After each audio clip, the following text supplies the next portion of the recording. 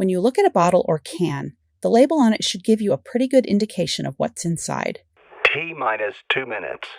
When it comes to hazardous materials, that label does a bit more.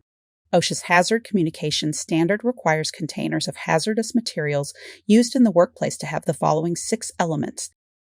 First is the product identifier. This tells you the chemical's name.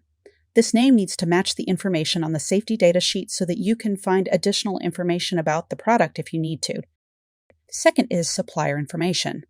The name, address, and phone number need to appear on the label so that it's easy to contact the supplier for information that cannot be found on the label or safety data sheet. Third are pictograms.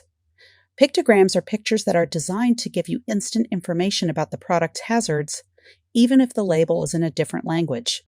There are 9 hazard categories: flammable liquids, oxidizers, compressed gases, explosives, health hazards that target specific organs, sensitizers and irritants, corrosives, acute toxics, and environmental toxins.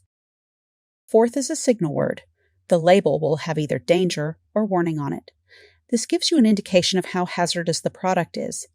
Danger is the higher degree of hazard. Fifth are hazard statements. These provide a quick explanation of the hazards related to each pictogram.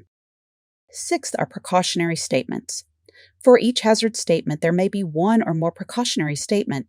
These statements should list what to do to protect yourself from the hazard, such as wearing personal protective equipment or not exposing the container to open flames. OSHA acknowledges that no one is going to read a safety data sheet for every product they use every single day.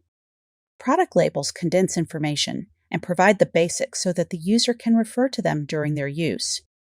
Check out our other 2-minute drills for more ways to identify hazards and keep you and your team safe during spill response.